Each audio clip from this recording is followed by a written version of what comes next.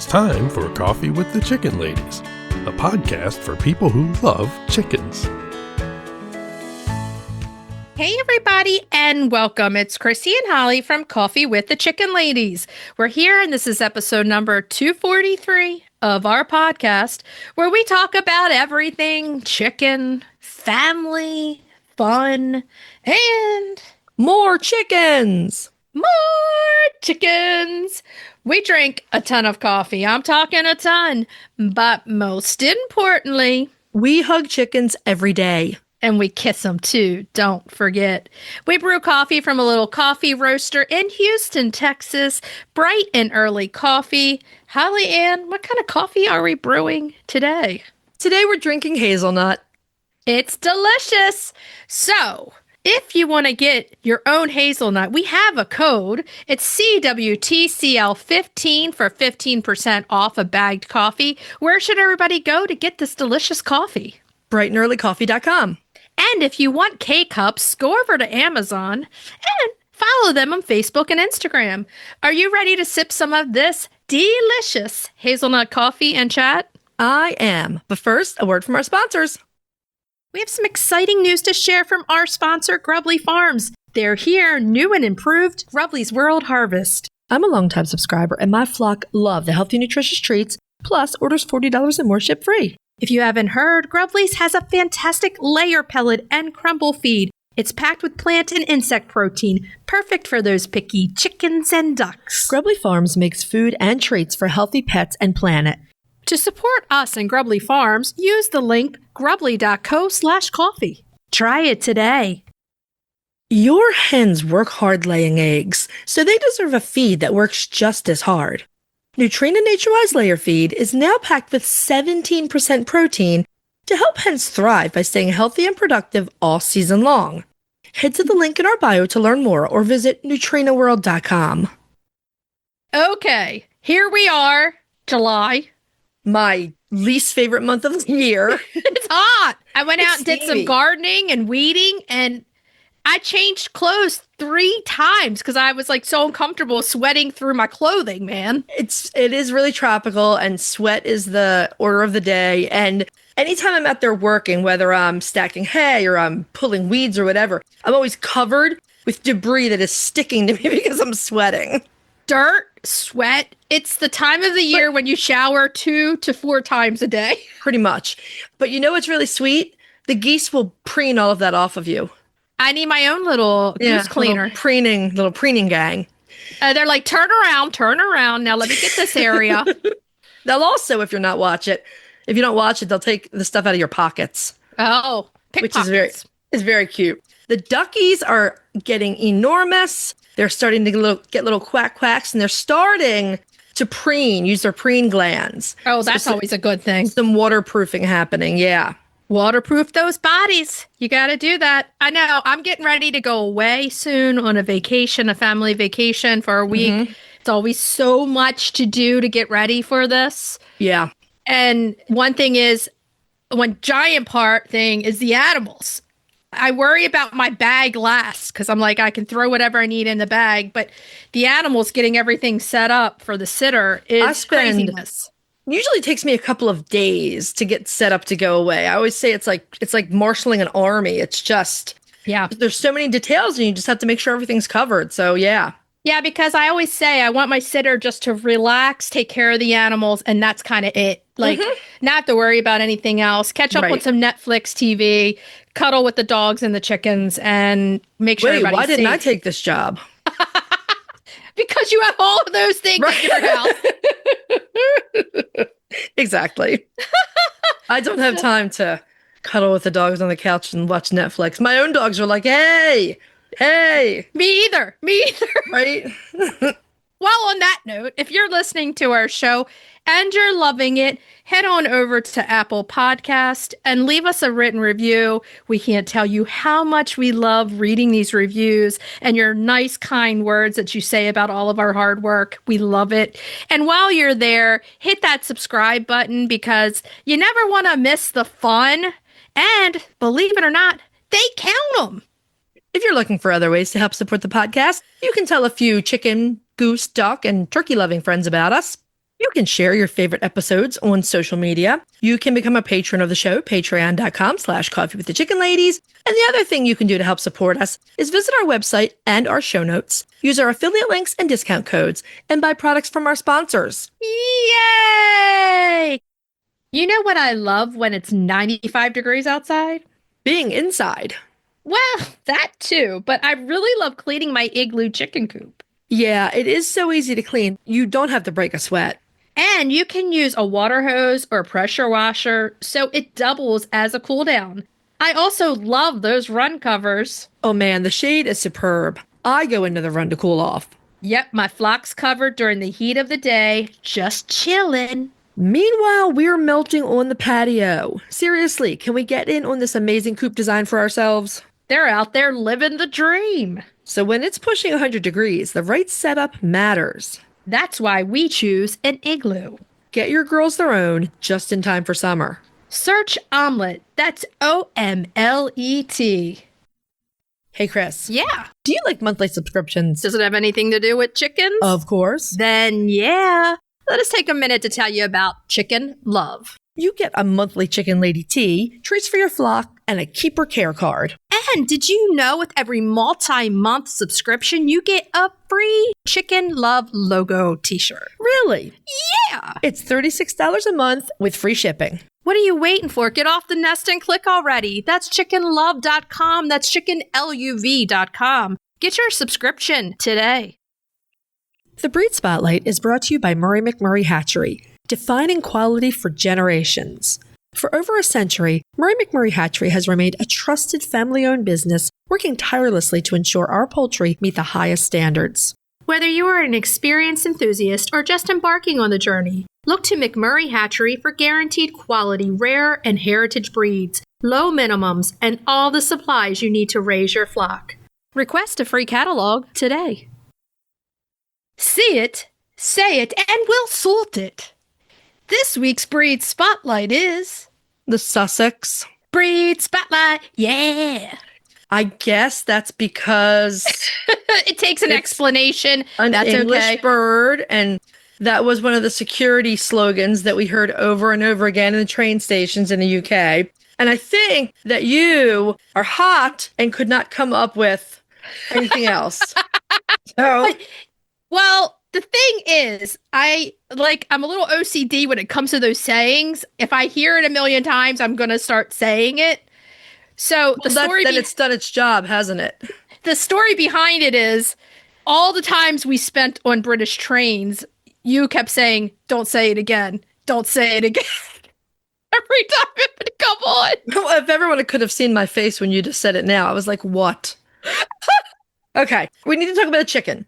Now we are. We're talking about the Sussex. The beautiful Sussex. The Sussex, you can say so many good things about this breed. We absolutely love them. They're gorgeous. They have a great personality.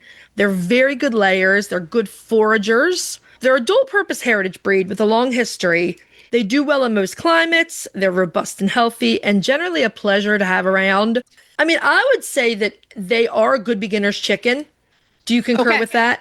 I do. From the beginning of having chickens, as soon as I started researching my own breeds, the speckled Sussex was on my radar. And I wanted a speckled Sussex from the very beginning. Mm-hmm. And I had to wait for, at that point, what I thought was the mill to carry the speckled Sussex. And right. The paper had come out and I'm like, oh, they're getting them on this day. I got so worked up.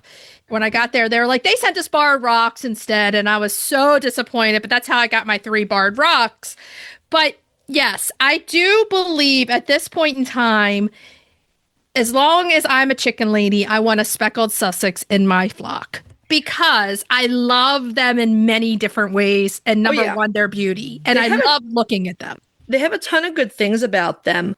They really are a pleasure to have around. My Mary Berry is just chatty and friendly, and I love her so. Plus, they do make excellent showbirds. So if you have a kid who wants to show in 4-H, Sussex are perfect. Or if you're someone who wants to get involved with the APA, can't go wrong with the Sussex. I feel like they're a perfect combo between a work hard chicken and beauty. Like they have it all, kind of. Oh, yeah. And excellent pets, too. Now, we should note that they're rather chatty chickens. However, both of us like chatty chickens, but for some people that could be a downside.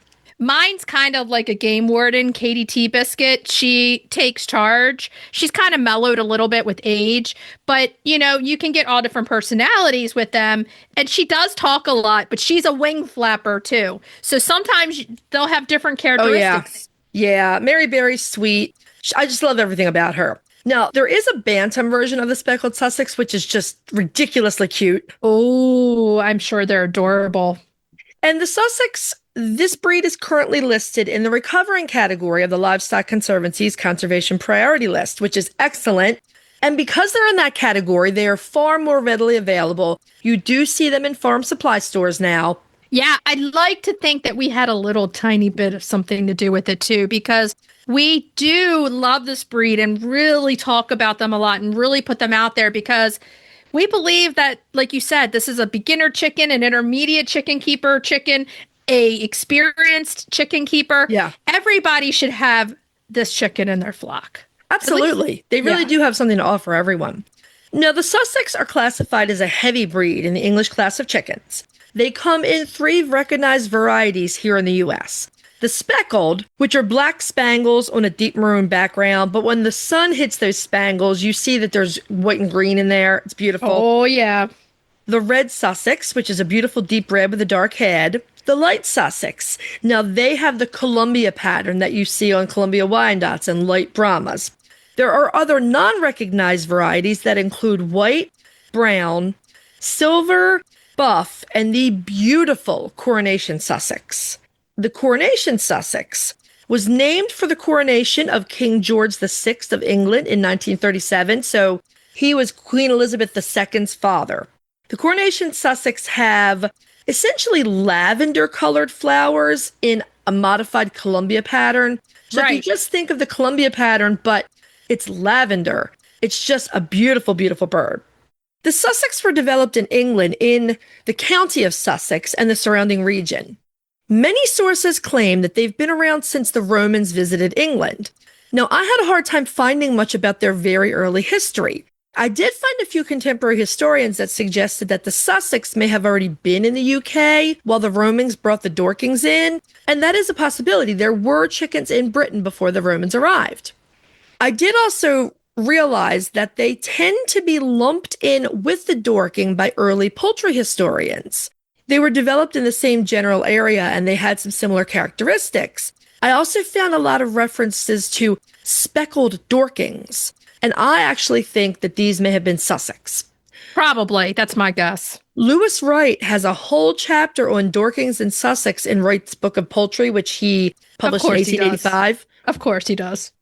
But Wright also mentions the Sussex as a separate breed, but one that was in great danger of going extinct, perhaps because so many of these other people judge them as an inferior four-toed version of the Dorking. If you see a Sussex and a Dorking together... No, they look totally different. I don't get it. Well, but people used to say Langshans were inferior versions of the Cochin, so go figure. I mean, honestly, it's not just a toe difference between those two breeds of chickens. Seriously. Not even close. Body shape is very different. So many things.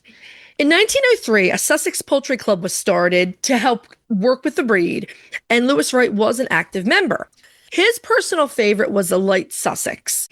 The club did work to come up with a breed standard. So remember, this is the early 19th century because we're going to come back to this. We always see that Dorkings are credited with being an early breed in the U.S., but the Sussex was almost certainly here too. But if you read through various documentation, you're going to see that their official arrival in the U.S. is 1912. I think that has to do with the fact that the British Poultry Club and the Sussex Club just developed their breed standard in the UK in the early 1900s. Wasn't that about the time of the Titanic? My heart will go on. Wasn't it? Maybe they were coming over big ships at that point, too. Yeah, it was. I hope there were none on the Titanic. Jeanette Berenger always says that there were Crevcoeurs on the Titanic. Oh, man. The Sussex were accepted into the APA Standard of Perfection in 1914 for the speckled and the red Sussex, and then in 1929 for the light Sussex. But again, given how old the breed is in the UK, there are some circumstances that make it likely to have been an early American breed. For one thing, they would have been an ideal dual-purpose bird, and as a breed from the south of England, they were frequently found at the London market. They would have been a good choice to be selected to take on one of these voyages. That if you were going to get to the New World with a breed of chicken that would be hardy and fill a lot of jobs, I think the Sussex would be an excellent choice. Oh, you'd be the envy of all your neighbors over here. Like, oh my gosh, that's such a great chicken, and they're speckled. Right. And again, the proximity to London. One example, I look at the Southdown sheep, and the Southdown sheep were a dual-purpose breed from exactly the same region as the Sussex Chicken. And they were supposedly on this journey to Jamestown, Virginia. So again, it would make perfect sense to pick up a variety of breeds of chicken from the same place, including the Sussex. We'll probably never know for sure because all of the chickens brought to Jamestown on the first couple of ships were eaten by humans and predators. No. Supposedly, every single bit of livestock that was put on Hog Island was consumed. Oh, man. Those were some hungry people. Yeah. Well, right. Which is why there were continuous supply ships arriving to Jamestown. They're like, we gotta refill for these people. Like, come on. Yeah.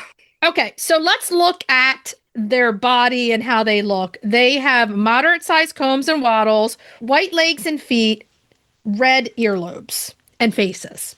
Okay? They have long, wide backs and legs just slightly on the short side. So they're really cute. They kind of look stocky like a tank, but a little shorter. And when you pick them up, it's like a huge arm of chicken that you're holding. Armload of love. Yes. They're not as low to the ground as the Dorkings or the Orpingtons appear. Right. But you're right. Overall, it is a very stocky appearance. Right. So the roosters are coming in at about 9 pounds, that's a lot of hunk of love. And the hens at about 7 pounds. It's really a nice armful to hug, to hold. And they have those personalities where they're really going to love the love. They really are. They're very, very people-oriented birds. And the roosters are gorgeous. They are gorgeous. Now, the Sussex hens are very good layers. I know that everyone's out there waiting for me to give these stats. They'll produce you 200 plus large brown eggs. Now, I can say, I know Katie and Spicy, my Rhode Island Red, their eggs are always much larger than everybody else's. Mm-hmm. They do give you a very large, like an extra large brown egg. Yeah. Sometimes it can be a little pink in shade, but they're good layers. They're beautiful. They're friendly. Now, they will sometimes go broody. Mine, Katie, has never gone broody. Thank gosh. Mary hasn't either. And Mary, again, lays an extra large egg. Mary's egg is pink. Oh, okay. I think that I can't tell the difference between Spicy and Katie. They both kind of lay that same kind of brown, extra large egg. Mm-hmm. So it's kind of funny because we got them, 3 of them together. Yeah. And those eggs are massive coming out of those 3 chickens. They're good egg layers. I love these breeds for that. Sometimes you think it's a double yolker and it's not. It's just a normal egg. It's just a big egg. I love cooking with them. Yeah. So they are reasonably climate hardy, which means they don't have a lot of fluff. They do have a good amount of feathers. They're not an overly fluffy chicken. Not overly fluffy, but I feel like they have some pretty fluffy booty. So they do pretty well in the cold because they got the straight comb. Sometimes it can be vary in sizes. Now, we both have Jubilee Orpingtons along with our speckled Sussex.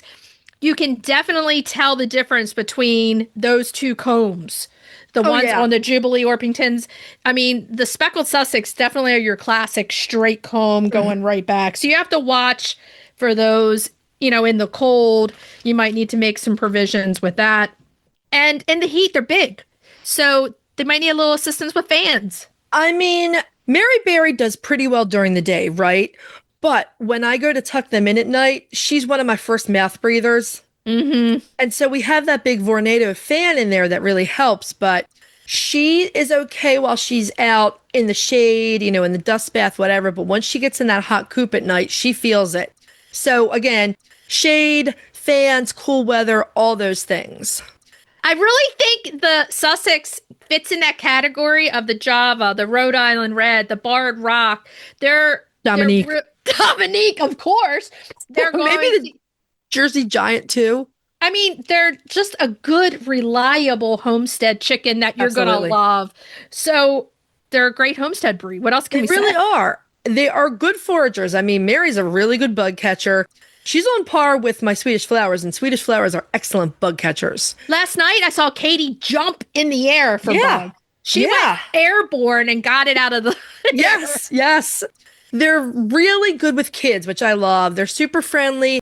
They're excellent in a mixed flock. Now, Mary Berry is in with a lot of Mediterraneans, and so she holds her own in there. She's not on the bottom of the pecking order, probably only because there are Faverolles in there, but that's a whole other matter. Know where Katie stands. She is nowhere near the bottom. She's up near the top, and she holds her own. These are reasonably smart chickens, but not too smart. They're not diabolically smart like the Fayumis and the Andalusians, but they definitely have a lot of intelligence. They are confident and outgoing chickens in most situations, which I think can be really good with kids, because skittish chicken can make a kid feel like they're doing something wrong. Right. But a confident, friendly chicken is really good. They're cuddly. I mean, you can scoop up Mary for lots of hugging. And I know you can Katie, too, even though she's keeping everybody else in line. Well, yeah, I just have to grab her wings, because when you pick her up, she wants to be held, but she's a wing. I call her, there's a certain category, and everybody out there, raise your hands if you know what I mean. Wing flappers. Like when you pick them up, they flap the wings and they try to like punch you in the side of the face with the wings, and it hurts. Yeah. So I have her there, but she really is super loving. And here's the thing, back to when you were talking about the Mediterraneans, because she's in with the Andalusians too. Yeah. She's in the same coop as them. Last night, Basil was trying to eat her toe. And I was like, Katie, just tell her. Those Andalusians, they are trouble. Yeah. I mean, Mary spends a lot of her time with the birds she grew up with, right? So Croissant, the salmon Faverolles, and Delilah, the Egyptian Fayumi, but she also spends her time with Donatella, the brown leghorn. Oh, nice. And the leg bars. Yeah. Are usually her hangout buddies. Katie hangs out with Spicy a lot. They came together. They're birds of a feather, if you'll pardon the pun. Yeah, they came together from the same day. They've been together. But she also, in that group, was Peggy. And now she's free-ranging with Peggy. So Peggy is, my chicken that's been in the chicken hospital and kind of in and out. So she doesn't go out with everybody. But she's a long-term resident. She's a long-term resident. And today, the last few mornings, they've been free-ranging together happily. I love that. If you're interested in the old speckled hen, which is another name for the Sussex, you can get them a lot more easily than you used to be able to. And we love this for them. Oh, yeah. You can find them at your local supply store. If you're ordering chickens, McMurray Hatchery has a gorgeous line of speckled Sussex. Oh, yes. Now, because they're so beautiful and we singled them out, we did look around for the Coronation Sussex. They were originally imported, I believe, by Greenfire Farm. But if you want Coronation Sussex, you're going to have to get them straight run from Sandhill Preservation Center. So, I mean, you're going to have to get girls and boys, because that's the way it's going to be. Here we go. If you want to share pictures of your speckled Sussex, we know you have them out there. We know they're beautiful. Put them in a story, hit the mention button, put in our name, and I will reshare your speckled Sussex to be seen throughout the land. We want to do this, so send us those pictures. Are you ready to dive into the fascinating world of backyard ducks? Look no further than Metzer Farms, your premier destination for top quality waterfowl. Whether you're a seasoned breeder or just starting out, Metzer Farms has everything you need to elevate your flock to the next level. And if you're passionate about call ducks, you're in for a treat. Metzer Farms hatches a stunning variety of call ducks, meticulously bred for their miniature size, beauty, and calm temperament. From snowy whites to vibrant colors, each duck is a masterpiece waiting to grace your backyard. Visit MetzerFarms.com today to browse their extensive selection and start your journey into the wonderful world of waterfowl. Metzer Farms, where passion meets perfection. If you're looking for a chicken coop that's produced in a planet-friendly, sustainable way, try Nestera. Each coop is made from highly durable, 100% recycled plastic that keeps the equivalent of up to 2,000 shampoo bottles out of a landfill. Their clean, modern design will fit into any garden or run area and comes with an industry-beating 25-year warranty and a range of handy accessories. Simple to put together, so quick and easy to clean, and most importantly, red mite resistant. Your chickens will love it. Quick shipping from Nestera US. For a 5% discount, use the affiliate link in our show notes, on our website, and on Instagram. Link in bio. Check them out today. Let's talk layers. Specifically, how to keep those hardworking hens of yours healthy and laying strong season after season. We're fans of a dependable layer feed, and Nutrena's NatureWise layer pellet and crumble just got even better. Now packed with 17% protein. And more protein means more support for your girls, inside and out, keeping them healthy and productive all year long. Your girls work hard, and their feed should too. If you want to learn more about this all-purpose nutrition, go to the link in our bio or NutrenaWorld.com. Your girls will thank you. Hey, backyard chicken lovers! Did you know going corn-free in summer can help your flock stay cool and healthy? Corn creates extra body heat, and when temps rise, that's the last thing your girls need. That's why we love My Girls chicken treats. They're packed with healthy proteins, vitamins, and absolutely no corn or soy. Just wholesome, crave-worthy ingredients your chickens will go wild for. So skip the corn, beat the heat, and treat your girls like the queens that they are. Love My Girls treats. Available online or at a retailer near you. Okay, are we ready to move on to main topic? Yeah. Okay, today we are super happy to have Mark Agers back on the show with us. Mark is science lead with Nutrena, and today we're going to be talking about different breeds, especially heritage breeds. Different breeds having different protein needs in their feed. Mark, welcome back. It's great to see you. Hello, ladies. Glad to be back. Hello. You're one of my favorite people. You always make me fun to be on. You always have a nice, bright smile, and there's something about people that really have a nice smile that is just amazing, and you're just happy with what you're doing. I love that. You gotta be. We're working with chickens. Come on. I know. You get to work with birds all day long. It's fantastic. So our listeners can't see this, obviously, but you are at a little bit of a different location today. Can you tell us a little bit about that? Yeah, I am. I'm in Elk River, Minnesota, and this is where our North American, actually it's one of our global locations, in one of our global innovation centers. We have multiple different species here, but this is where we do our research on nutrition work for backyard poultry, the commercial poultry business, dairy, all of our pork, swine feeds, and then all of our ingredient analysis work that we do is done here at the lab here in Elk River, Minnesota. So nice. we also have an innovation center very similar to this in Europe and the Netherlands. And then we have... we need a tour. We need to go to the Netherlands and tour that facility. You go, right? I know. Yeah. I need to... we even talked about that. I need to go over to there too and see everything over there because Liska, who works over there, we talk back and forth all the time about that. Field trip. But, and then we've got some other centers. We work with universities on equine, also on some poultry. We do some university work. And then on the swine side, we've got another innovation center in Ohio. So, wow. Yeah, it's quite a bit of work we're able to do. Yeah. Serious business. And all that serious business is to keep our chickens in our backyards as healthy as they can be. Yep, exactly. That's amazing. You also told us, and we love this, is that you just delivered some chicks to the Innovation Center, a very large number of chicks, and what breeds were they? I did. I had with me 1,100 silky and silver-laced Wyandotte chicks, day-old chicks, and delivered delivered here to Elk River.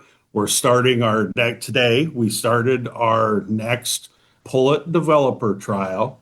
So this is all about developing pullets and getting the most eggs and the healthiest birds out of those breeds. We separate our backyard research from our commercial poultry research. So our commercial poultry research is similar to what there are only a handful of companies that even do poultry research around the world. Everybody else does it similar to what we do on the commercial breeds. So like the Highlines, the DeKalbs, those are the eggs that you normally see show up in the grocery store, right? Hybrid laying hens, yeah. Yep, exactly. So those are basically the white genetics, and some of them are a brown genetic now too, but they lay white eggs. A few do lay some brown eggs, but that's what you see in the grocery store. Then in our backyard, we separate out, and this is where we are unique. We are actually doing all of our research on heritage breed genetics. So we do research on the Silkies and on the Silver Lace Wyandottes. We've had Americanas, we've had Barred Rocks, we've had Speckled Sussex. We've had a number of different breeds, the heritage breeds, all here at Elk River, doing research on those breeds because they do have different requirements. And they're popular. Yeah. People want this information, and you're probably one of the only companies out there researching backyard breeds. Yeah, that's exactly right. And your silky food that has just hit the stores, that came out of these trials. Absolutely. Come out of these trials because we knew that the silkies are different, right? Number one, they're a smaller bird, so they eat less. So you've got to have the nutrient density really needs to be different in those feeds. So that's why we do call it a silky and ornamental feed, because it is really for silkies and bantams. They definitely eat less, so they need a different diet. They have different requirements. They also don't lay quite as many eggs as what some of the other backyard breeds do. So they have a little different requirement there. But we like to call it our bougie breed club, though, right? So they're also... I love that. I know it. So they're fancy birds, right? Right. And they beautiful, beautiful feathers. So we talk about the one thing, that's something that the commercial genetic side really doesn't focus on, is like feather quality and feather growth. And we do, because not only does our flocks need to be producing a lot of eggs, but they need to look beautiful too. That's right. So that is definitely part of the research that we do, is feather quality and body conditions. Healthy feathers tell you a lot about the condition of a bird. You can take a quick glance and say that bird is in great shape, or this bird needs some help. Yeah. Exactly. Oh, yeah. Yep. We have measurements on feather quality and feather growth that we take throughout the studies. And then also we'll measure like the fat pad on the birds. So we know the body condition score on the birds. And so we can see is there one feed that will perform better, keep the birds in better shape or better feather quality. That's where Feather Fixer come from too. So Feather Fixer was totally designed from these studies on feather quality. Yep. That's fantastic. I mean, obviously the commercial trials are very important because, that's a lot of the, the world's food supply, but exactly. Yep. The backyard birds, they need their own thing. And I love that you're doing these trials. So we wanted to talk a little bit today about protein. Protein's a big buzzword the past couple of years, right? Oh, yes. Exactly. Yep. Definitely. Everyone's looking for a higher protein. So you recently bumped up the protein in... You reformulate it. Yeah. Yeah. Yeah. Regular layer, crumble, and pellet. And the Harvest blend has a little bit of a higher protein. Right. Yeah. So what birds are sort of the target of those two feeds? Yeah. And even our Feather Fixer, right? So we even updated our Feather Fixer and went from an 18% protein to a 20 there. And that is all about, again, feather quality and a lot of our research where we asked people what the goals of their flocks were. And they did want that. I mean, more eggs and eggs is extremely important. And that's something that always does show up number one. But we heard more and more people talking about, hey, I want my birds to look beautiful too. Mm-hmm. So that increase in protein is exactly what we were alluding to earlier. It's not so much about egg production, because we're already getting the egg production with the regular protein levels. Okay. So this is much more about, okay, we want to maintain that egg production, but we want to increase that feather quality, the sheen on those birds, and we want to increase body condition on those birds. We get so many comments about our pictures we put on Instagram about our chickens and the feather quality. And how good they look, right? Yeah. Exactly. It's all the Nutrena feed. I mean, that's all that we feed. So the proof is in the pudding. That green sheen that just comes from the sun hitting the feathers, it takes a lot to get that in nutrition. You know, you got to get out what you put in, right? So the higher protein is really good. It is. Yeah. So it's all about the protein and amino acids that are in there. And then the other thing is some of the trace minerals. So zinc, or we use organic zinc in our NatureWise feeds. That is also a big, big part of that. So we balance those trace minerals with the amino acids and protein level in those feeds to get that shinier sheen on those feathers. Same thing with the silky and ornamental. So it has that same technology in that too. And they all have, their own specific needs, but that's exactly what protein is. You think about fitness, right? And then that's why in the human nutrition, why everybody is talking about protein right now is when it comes to a fitness and health standpoint. And that's exactly the same kind of role it plays in our backyard flocks. Yeah. So if you had a bird, and I'm going to pull out a really fancy one here. If you had a bird like a sultan, with the feather legs and the crest. Or like a phoenix with those beautiful, beautiful long tails. How about the Houdan? I'm part of the bougie breed club. Right? Yeah, that's right. What feed do you recommend for those ultra, ultra fancy birds? Yeah, so those birds right there, if you're talking about birds that are in your flock, so the layers, the adults, the silky and ornamental layer feed that we just launched here in June, that is exactly what that product was put together for. It is totally designed for those birds that kind of that maximum sheen and shine on the feathers. Those birds have a little different type of feather than what are some of our egg producing breeds have. And they also have a little more volume of feathers. Yes. Too. And so it is different. Silky and ornamental layer was totally designed for that. If they're chicks, same thing. That starts as a chick. That's why we have the layer is a 22% protein. The chick starter is a 24 because they do require more protein to start. Those really fancy feathered birds require more protein. Yep. Say you have a mixed flock. That's my question. I was trying to jump in there because I'm like, I want to ask this. You have a mixed flock of, say, okay, I have the Polish, I have little Manamona, and I have them in with two Bielefelders, who are, more of a stocky kind of chicken. Now, if they're all eating that food together, is that okay too? Or could you do a mix of both for them? Yes, it is okay to feed the silky and ornamental to just your regular heritage breeds. We actually, part of our trial work, we fed a bunch of, a whole group, 500 Americanas, and some Barred Rocks, or I'm sorry, some Sapphire Gems, and some Americanas. We fed those two breeds all the way, grew them from day-old chicks all the way through 16 weeks on the higher protein feed, and those birds did phenomenal. So the only thing that you will see, so they won't utilize all of the protein. They'll excrete some of it in their urine, in their manure. Whereas those, the Polish, the Silkies, the Sultans, like you talked about, they are going to utilize all those nutrients. Okay. But yeah, there's nothing wrong with it. The other. So you'll have a little more poop. You'll have a little more poop. You will have a little more. The other thing is those birds do have a sheen on them. We've got a number of people that have told us now their favorite showbird feed is silky and ornamental.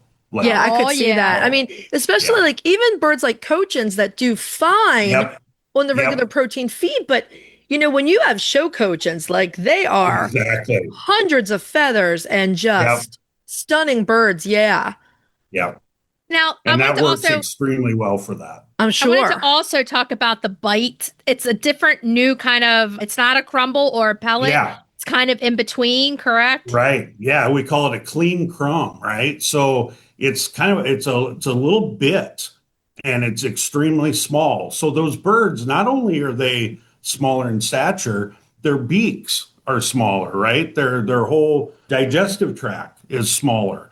So that smaller bit becomes much, much more important. And actually, what we found is silkies used to still do, get kind of a bad rap as being maybe not the most hardy bird. Mhm. Well, what we've found out in our research is we actually don't think that's really true anymore. We think Wow. they're actually every bit as hardy as the other breeds. What would happen with the higher death loss on a lot of these silkies is people would feed them a regular crumble and it was just a little too big for those real young silkies. Mhm. And they would actually starve. It was more of a kind of a starve out man. meal that they couldn't digest it. And Interesting. that's where that death loss was coming from. When we switched over to this micro clean crumb, a small little 2 millimeter bit, boy, it's just birds that we get more intake of feed, starter feed into those chicks, and just death loss has gone to nothing. That's just amazing. really, really thrive. It makes you wonder if not only do you have the problems with getting them to adulthood, but a lot of times once they reach adulthood, they're not rough and tumble Yep. chickens. So did you see did they grow more feathers to keep them warmer? We do. So feather Okay. quality Wow. and feather score increased with the silky feed, the silky and ornamental feed. Mhm. So you did see healthier, even a little bit, even though a quarter of a pound doesn't sound like a lot, but on a little bird like that, a quarter a of a lot. pound makes up a big difference. It Yeah. does. It But does those for birds were a sure. little heavier even when they got to that 24 weeks of age.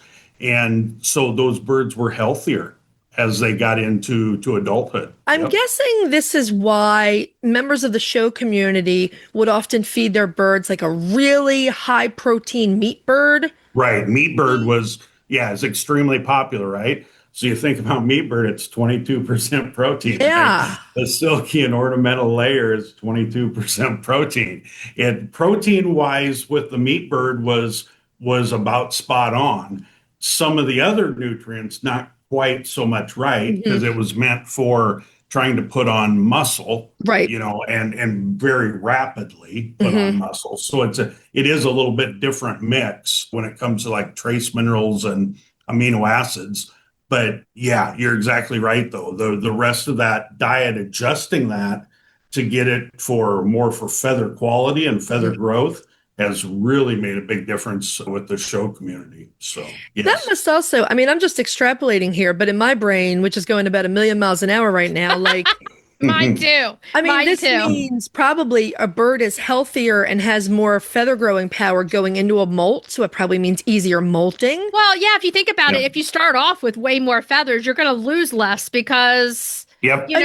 your mass is already there. So They're getting all the nutrition they need. So the growing power is there to get them through it. it's going to be Yeah, quicker. the healthier the bird and the correct amino acid balance definitely gets a bird through molt faster than a bird that's not at that same kind of nutrition plane, right? Yeah. Yeah. So Yeah. if you had a bird that was on this food and then they go into a molt, at that point, would you keep them on this food or would you switch them to a feather fixer? Are there Yep. more possibilities of a quicker molt Yep. with that Yep. one? So you would So switch them. Yep. So if you've got just your regular heritage breeds, so if you've got Wyandottes, Orpingtons, Rhode Island Reds, Barred Rocks, Americanas, and you're on a regular layer feed, switch to Feather Fixer. Okay. Feather Fixer will definitely help you through molt. I tell you, before Harvest Blend came out, I fed Feather Fixer year round. That was my Yeah. favorite. We layer have feed. a lot of listeners who Okay. tell us they're on A feather lot of fixer all year. listeners. My Yeah. favorite layer feed. Yeah. And then, but if we're talking about some of these showbirds or the silky and ornamentals, then stay on the silky and ornamental layer. Okay. It has the exact same trace mineral package for feather growth that Feather Fixer does. Okay. The exact same package. Which So, makes yep. sense because you already Yep. know scientifically that's what they need for maximum feather growth. Exactly. Yep. Fascinating. I have Nankin bantams. The Nankins are known, they're hardy little bantams. They do great. But I'm Yep. wondering if they would do even better. I know that they'll do better with that micro pellet, that small Yep. size. Yeah. So I'm going to Yeah. get them switched over here pretty quickly just to see how they do. Oh, yeah. Yeah. Because that is, we even put that in our literature, is that is specifically designed for Silkies and Bantam breeds. So, Okay. Yep. I think I'm going to be doing a mix because I already feed a crumble and I have Right. my bougie breeds mixed in with my other breeds. So I think I'm going to do in my can, it holds 100 pounds, one of each, right? And Yeah. then try to see where we go from there because I think that is the best bet right there Yep. to give everybody kind of partly because you would believe too that for geriatrics that they also need a little bit more at this time. So if you That's have true. chickens Yep. over 5 or 6 years of age, they're going to benefit from those higher nutrient per mouthful too, with the protein and everything. Yep. That is exactly right. Yep. Interesting. And Are that's there one thing we see too, is as we have spent more time on the correct nutrition from kind of hatch all the way up through developing that pullet, we follow those birds out. And that's exactly what we're seeing, is where instead of really dropping off maybe after 24 months of laying, that 18 to 24 months is what a lot of people see as the peak production in a bird, right? right? But it'll draw that out another, 6 to 12 months to where they'll actually lay really, really well for that much longer. And then they'll still keep giving us, eggs clear on out to, 5, 6. Sometimes we've even got some birds like in my flock that are 7 years old and they're still laying every Okay. few days. Mark, So, I have a Swedish flower hen who has been on Nutrena most of her life, yeah. and she still lays most of the season. 9 Yep. years old, still lays most of the season. There you go. I have a Yep. 9-year-old Cuckoo Morans that's still laying also. Yep. So, Yeah. but she's not laying as regularly now. Right. Like Exactly. you're like, Right. she lays Yep. at chocolate eggs, and when you get one, you're like, yeah, you go, girl. You did it. I know. Yeah. You guys, I still have to, my Midnight Majesty Marins that lay them chocolate dark eggs. Those are still my favorites. I love those dark eggs. I know. Like she'll start kind of squatting when I see her, and I'm like, oh, we're about to get one. That's great. But yeah, and my babies love the Nutrena. Little man loves buying it for his ladies. He loves doing Yep. that too. So, it's great. I love the fact that as a company, you do go back and keep up with the times. Like you're not just stale. Some companies put out a product and they're stale. You are changing and evolving constantly your foods, and it's just so refreshing. It's brilliant. I love it. Like, I'm overjoyed that you do so much research with the heritage breeds because that's Exactly. so important. Yep. And so, though, obviously, the Silver Lace Wyandottes are going to be taking part Yeah. in some more of these trials. That's Yeah. right. Yep. Wow, Yeah, fascinating. This will be we've done several different research studies on some Polish and the Silkies. This will be our first one with Silver Lace Wyandottes. And then, like I said, we've got Silkies again here in this one. So yeah, it'll be a lot of fun. I'll have to let little man Everybody at the know. research farm, they are absolutely ecstatic whenever these birds come in, but the Silkies, like everybody is just like, oh my gosh, we've got Silkies again.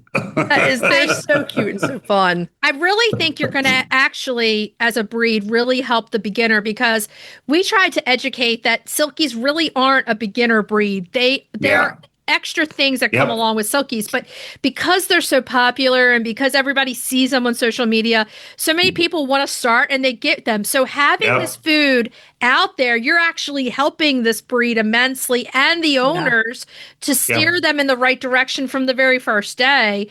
And as a company, that's amazing that you're doing that for heritage breeds. And, just even show that there's that many of those birds out there, the social media response to that silky and ornamental chick and the layer has been phenomenal. Yeah. I mean, it's just everybody is loving the feed. So glad that they now finally have a feed, especially for the silkies and the ornamentals. So yeah, we're getting a lot of really, really positive feedback. Mark, was Harvest Blend one that you tested with Heritage Breeds?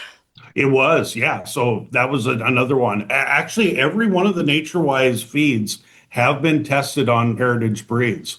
Fantastic. So yeah, we've been doing heritage breeds now for 5 years, a little over 5 years now. So yep, That's amazing. yeah. I think we're up to, what is it, 17 or 18 some different studies that we've done on heritage breeds. So yeah. That's amazing. That's just from the backyard community, there's Yeah. a Thank you. that. Thank you. That is fantastic. Well, we're going to wrap up. Okay. Anything else new or interesting that you want to tell us before you go? Well, so the other thing, I've got a few new birds. So it's time to kind of restock some birds and stuff again. So yeah, so we brought in 15 new birds, and then now we're just starting to feed tidbits treats too at our place. So those are out now here starting June 1st. Okay, but you have to tell us what breed those 15 birds are. Okay, so yep. So I've got some new ones for me. So I have never had leghorns. So I have some, blue-breasted brown leghorns. Ooh. Yep. And then, like I told you, the other half of them, they're the Midnight Majesty Marins, because I love those chocolate eggs. Leghorns are I fun. split them up into half. So Okay. half of one breed, half of the other. Yep. Leghorns are fun. I love my leghorn. Yeah. I think my brown leghorn will always be my favorite. She's so sweet. But leghorns are really fascinating chickens. Make sure you take them for car rides now so that you can There always you take them go. for car Okay. rides. Yeah, we'll do that. They're like, you've already had chickens in the Durango. Get me in there too. Exactly, right? Thank you, Mark. Thank you so much. We'll talk to you later. Take care. We'll see you. Bye. Bye. We just want to thank Mark and Laura and really the whole Nutrena crew for a great talk and for being such good stewards of chicken nutrition. It's such an important thing that we've needed so badly in the chicken keeping community. We know I love Mark Eggers. He's awesome. Mark is the best. Our friends at Good Eggs solved the age-old question of how should I wash my eggs? They're chicken people just like us who created the original silicone egg scrubber. Both Chrissy and I use their brush and natural enzyme wash every time. It's a total game changer. It makes cleaning eggs so much faster and easier. Plus, they have a lifetime guarantee. Good Egg is a small family business right here in the U.S., and they donate 10% of all profit directly to folks affected by cancer. Go check them out at goodeggstuff.co. That's goodeggstuff.co. Tell them Chrisie&Holly sent you. Okay, so are we ready to move on to Cracking the eggs. cracking those eggs? Now, today we're going to do something easy. It's easy almond cake. Are we sure this is easy? It's very easy. Now, this is my recipe for when I need to whip something up really quickly because it goes really well with just whipped cream and berries, but you can also do fancy things with it. You can just use it as a base. One of the things I love about this cake is it's a one bowl cake and you can do all the mixing with a whisk or a sturdy mixing spoon. I mean, it doesn't really matter as long as you're getting it mixed together. It doesn't rise much. It's only like 1 inch to 1.5 inches tall. But And again, I think that's almond flour, I believe. Like it doesn't have a lot of rise. There's some almond flour in it, but it doesn't have, besides the eggs, it doesn't have baking powder or baking soda. Right. It's very intensely almond, which again, if you want to make a tort with it and use all kinds of fillings and things, it's really good for that. You can easily double the recipe and bake 2 cakes, and then you can make like European style torts out of it. But however you use it, this little cake is the perfect excuse, in my opinion, for afternoon coffee break with a good friend. I'm coming over this evening. Can you whip it up real quick? I'll have this baby in the oven in less than half an hour. I'll be there. Actually, it's Pete's birthday today as we're recording. Obviously, it'll be 2 weeks later when we release this, but I made him a peanut butter chocolate cake. Happy Happy birthday, Pete! I think he heard you all the way back in his office. Anyway, almond cake. Let's go through the ingredients that we're going to need for this cake because I think Pete's going to get the easy almond cake for his birthday, maybe. I don't know. I just told you I made him a peanut butter chocolate cake. I know, but he needs to get the easy almond cake too. I'm on my way over. You said this is what you need when you whip up something quick. I'm like in the car coming over, man. All right. Like, All right, let's do it. 1 stick of butter, go get it from the fridge, Holly, and a half a cup or dairy-free butter, melted and cold. Now you need 2 eggs at room temperature. I know you've got that over there for sure.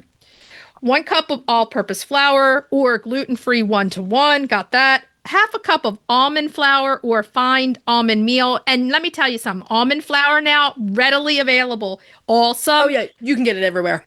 you can get it cheap at Aldi's. You can get it everywhere. You don't even have to pay a lot for it anymore. Nope. A cup of granulated sugar, 2 teaspoons of almond extract. You can decrease this amount if you don't like the strong almond taste. And be aware, you got imitation flavors and you got the real. So when you try to get your extracts, try to get where it says real and not imitation. Girl, you know there is no imitation extract in my kitchen anywhere. Me either. Mm-mm. It's like, when we were younger, that imitation vanilla, our moms all had that imitation vanilla from McCormick's. Yuck. I'm like, are you kidding me here? How do you have imitation extracts? I know, I want vanilla. Now- the real thing. This is optional, but I'm on my way over. It's not optional. Get the whipped cream and the berries out for the serve. No option. You better start whipping some cream, girl, now. Get your mixer out, girl. I want whipped cream on my cake. For sure. I need to go pick some berries for you too, apparently. You're going to, not me, you. No, are going you. to preheat your oven at 350 degrees Fahrenheit.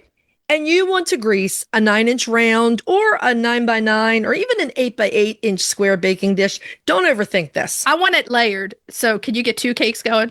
No. In a medium bowl, whisk together the melted butter and the eggs and put a little bit of extra, little extra stank on that when you're mixing it because you do want a little bit of volume into the eggs. That means work your arm hard. That's right. A little stank on that. Add the flour, the almond flour, the sugar, and the non-imitation almond extract, and whisk or stir that until it's well blended. Pour that right into your prepared cake pan, pop it in the oven. Usually takes about 25 minutes or until the cake tester comes out clean. Again, it doesn't rise very much.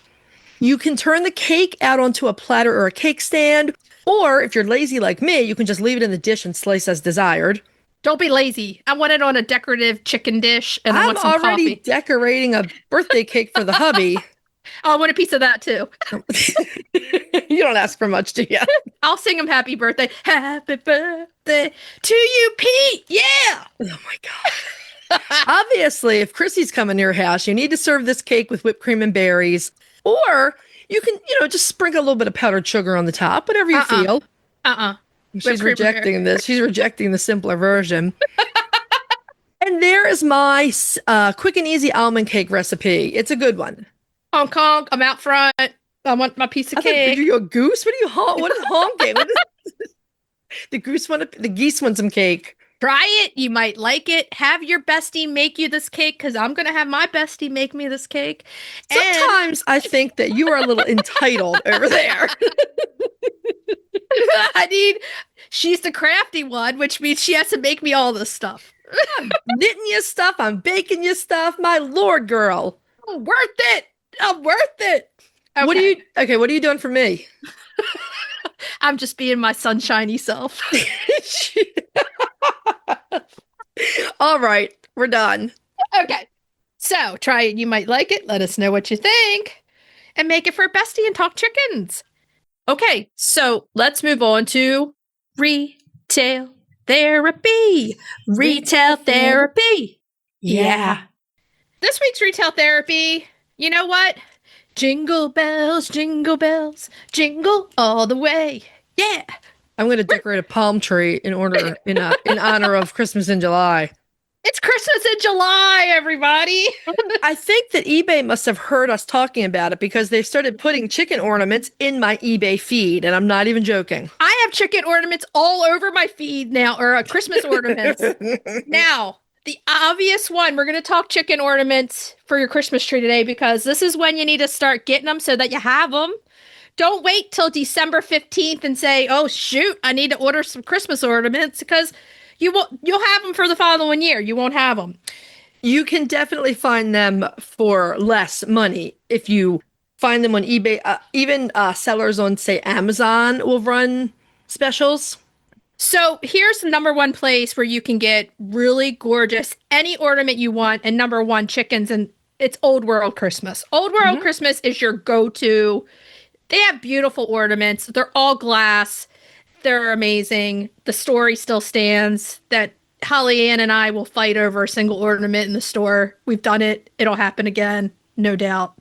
I'm making no comment. No, we actually didn't fight over that. I said you could have it, and I bought the glass llama instead. You're talking about the spring chicken. I know which one you're talking about. The spring hen. Now, I have an ornament in my Amazon cart. It's one I know you don't have. It is from Old World Christmas, and it's a couple dollars less than it usually is at Christmas season. So, yeah. The one that's really expensive is the chicken coop, and that one's probably you can get it a little cheaper because 29 or plus bucks for an ornament is expensive for one ornament. It really if I'm giving it for a gift, fine, but I'm not going to buy it for myself for that much, probably. Exactly. So the other thing I wanted to talk about is you can just Google chicken ornaments. Etsy is a place where you're going to get handmade ornaments. But when you look at these ornaments, vintage ornaments too. Yes, always look closely at what exactly you're going to get. I've made this mistake before and it's disappointing. You think you're getting this gorgeous ornament and it's one of those like 3D printer ornaments. Oh yeah. So really look at the description that they give you so that you're not like, this is a great deal for $10 and it's really a deal for $10, not a great deal. You're not getting some, you're getting these little cardboard 3D printer cutouts or something, but there are glass, ceramic, and the other big one, Tractor Supply, will start to have those Christmas ornaments in there probably around September or so. I think September, yeah. Yeah, TSC, they've gotten to the point where like the Chicken Lady stuff aisle. Oh, yeah. Put that out earlier and earlier every year. Yeah. And the thing I've learned about TSC is when you want those chicken ornaments from there, buy one or two when they first come out, like with your, because they're $4.99, they're cheap when you buy your chicken feed. But when they're gone, they don't restock. No, I know. There have been a couple things I missed out on. I was like, what?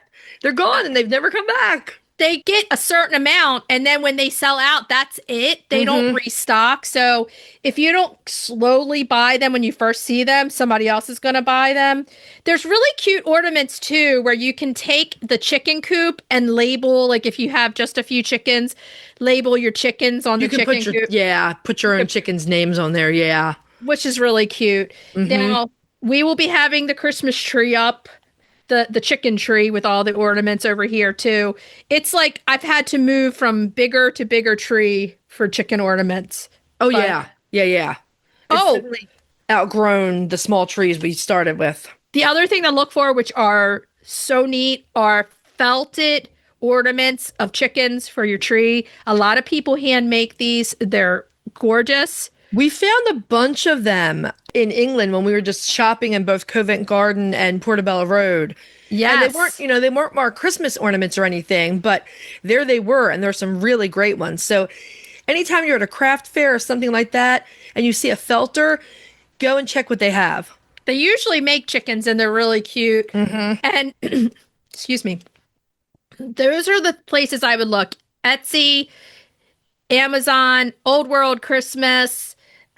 All those different places, TSC Tractor Supply, to get those chicken Christmas ornaments. And look now, take a 5-minute, internet break and slip into where it's cooler. Now, right now, I ran out of candles in summer scents. So I'm burning like banana bread and pumpkin vanilla. Oh, and Getting ready for fall. I don't blame you. I'd like fall right now. Like when I walk in the house, it makes me instantly think it's cooler, it's fall, because I smell those scents. That reminds me of it. And the girl at TJ Maxx, I bought this like vanilla pumpkin candle the other day. She was like, "Good luck to you," thinking about that. I was like, "It works. It works." As long as I'm in the air conditioning, I can pretend. Or put your Christmas tree up in July if you have a little one with your Christmas ornaments with chickens. Not going to Be a little judge. festive. Yeah, awesome. Okay, so should we tell everybody what we're going to be talking about next week? Next week, we are spotlighting the beautiful little rose cone bantam. These are great chickens that need more love. So cute. Main topic is a deep dive into dust bathing. We've done some great research, and we have all kinds of interesting details about what really happens when your chicken dust bathes. They're not just fun to watch. It's for a reason. Cracking the eggs, we're doing savory scones with sweet corn and bleu cheese. Another one Holly Ann's going to make me. Okay. I'll have you work for tea. Yes. And I know you have the tea. I have plenty of tea. And retail therapy is dust bathing add-ins. So we're going to talk about a lot of companies have these dust bathing additives right now to kick up the dust bath a couple notches. And we're going to review some of them. Okay, so what should we tell everybody to do until next week? Hug your chickens, ducks, and geese. Every day and kiss them too. We'll talk to you next week. Bye-bye. Bye. If you'd like to see more of us, please follow us on Instagram at Coffee with the Chicken Ladies. If you'd like to help us grow the podcast, please leave us a written review on Apple Podcasts. If you'd like to become a patron of the show, please visit our Patreon page, patreon.com/coffeewiththechickenladies. Thanks for listening.